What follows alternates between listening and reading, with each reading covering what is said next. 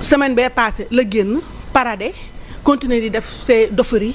parce que tout simplement c'est un protégé de notre cher premier ministre donc Daouda Wali moom laay jox vraiment ces salutations médiatiques waaye dama koy joxaatam Soya Diagne sunu grand di koo xam ne lu metti moo ko dal voilà lu metti moo ko dal Moustapha Diop maire de Louga moom laay jox tout ce qui est politique mu nuyool ma leen Dan Sarr l'ami de Abdou Nguer moo tax ma miin tur bi Dan Sarr moom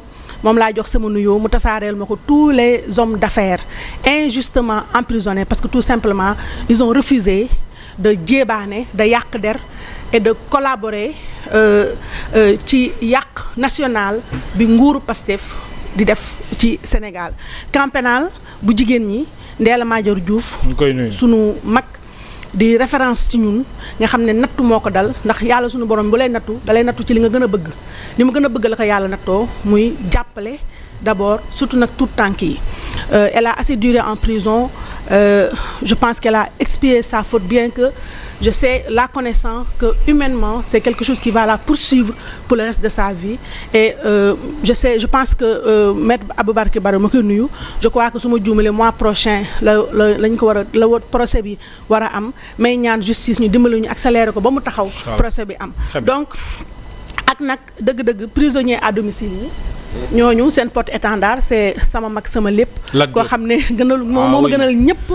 moo ma gënal lépp yemalewu ma ko ak dara ci àddina muy sama mag Alaaji Lat Diop bu baax bi nga xam ne moom rek symbole dignité la quand même symbole honneur la symbole vraiment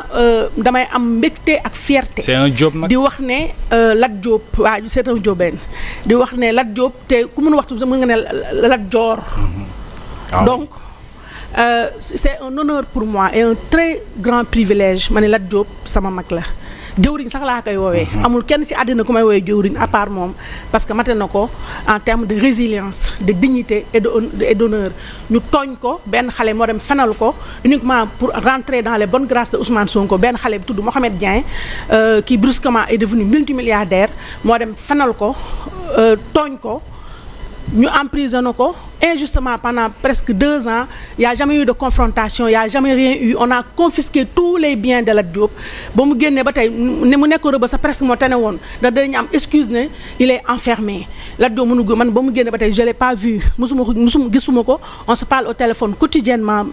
à maintes reprises mënul dem il est malade dignité moo ko mayul muy yuuxu il est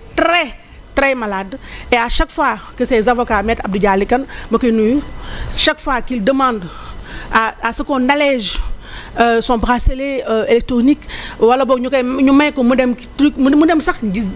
ziyaare ji papaam ay waajuram on lui refuse ça et ça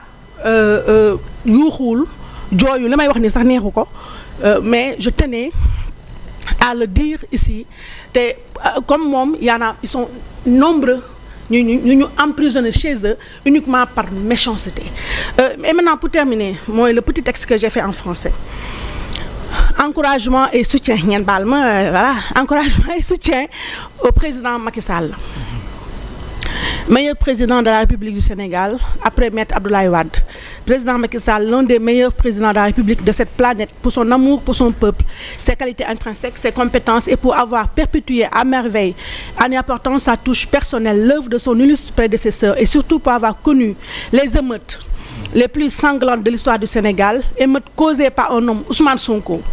qui a fui ses responsabilités en n'assumant pas d'avoir fréquenté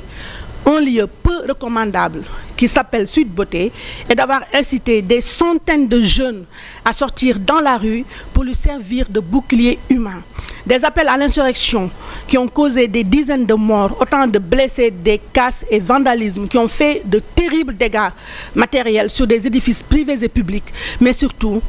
de très lourds traumatismes, des séquelles psychologiques sur un nombre incalculable de compatriotes, des dommages presque irréversible. Un passage à Sweet Beauté qui a valu à Ousmane Sonko des accusations de viol soldées par une condamnation pour corruption de la jeunesse par la justice de son pays. Ousmane Sonko, le seul homme politique au monde qui a aussi été condamné pour diffamation avec paiement de dommages et intérêts de 200 millions de francs et qui a osé avouer en direct lors d'un live qu'il a enlevé son nom de ses titres fonciers pour y mettre celui de ses enfants afin de se soustraire à la justice de son pays comme à son habitude. Cet homme est notre Premier ministre qui défie encore et toujours la justice de son pays en introduisant un rabat d'arrêt pour être par force notre président de la République. Rabat d'arrêt rejeté par la Cour suprême. Un homme qui, profitant de son statut de Premier ministre, a encore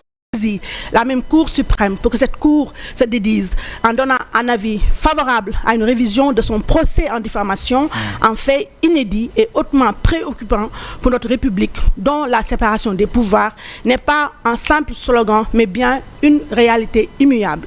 Ousmane Sonko, en même temps, toujours pour forcer sa candidature, a osé utiliser ses 130 députés pour modifier de force et à son profit égoïste le code électoral datant de 1992, fruit d'un large consensus national dans ses articles L29 et L30 qui traitent de la diffamation juste pour être de force notre président de la République. Je précise avec force que si le peuple du Sénégal épris de justice laisse cette fermeture passer, demain tous les criminels de ce pays peuvent être notre président de la République. Les Sénégalais ont combattu la dévolution monarchique du pouvoir, le troisième mandat. Autant de trophées pour notre démocratie qui nous ont valu le respect du monde entier. Pour avoir donc sauvé son pays de cet homme, Ousmane Sonko, et avoir placé son pays dans la cour des grands pays de son monde, dans la paix et la démocratie, le président Macky Sall, plus que quiconque, mérite d'être le secrétaire général de l'ONU pour le plus grand bien de ce monde, mais surtout pour le rayonnement de l'Afrique dans sa globalité. Massa enfin aux Sénégalais pour toute la souffrance et la douleur qu'ils ont vécue durant les 10 ans que Ousmane Sonko et son parti de la division du pays, PASTEF, ont fait dans l'opposition et pour les 2 ans qu'ils ont fait à la tête de ce pays, souffrance qui risque de continuer jusqu'en 2029 si le président Bassirou Diomaye Faye ne prend pas ses responsabilités en limogeant son Premier ministre Ousmane Sonko, qui n'aime pas son pays, le Sénégal, et qui, depuis 2013, a entamé la destruction en profondeur de son cher pays de la Teranga. Dama ko doon wax français. Machallah. Pour la diaspora. Communauté internationale. Tubaab yi ñuy dégg communauté internationale bi ñu xam ne ñun le seul malheur dama doon dégg Père Moussa Diakhaté mu naan choléra peste Covid. Choléra peste Covid Ebola fièvre du Rift ak feebar bu mën a am ci àddina. ak ngas. ay cancer yooyu yëpp Ousmane Sonko leen gën a garaaw parce que cancer dina am rémission yeneen yooyu yëpp ñun faj nañ ko mais Ousmane Sonko on n'arrive pas à s'en défaire c'est-à-dire bu ñu doon jël ay catépillard sax mënuñu ko déjjati parce que tellement wane na ne amul dignité ndax ñàkk dignité weesuwul nga tële mu leer la ne ñi la voteloon démb kenn si ñoom àndatul ak yow nga bañ a démissionner di xaar ñu dàq la te ki la war a dàq amul courage dàq la donc je dis pauvre de nous on va souffrir en silence et en douleur et dans la douleur yàlla ñu yàlla xettali mi ngoog am na solo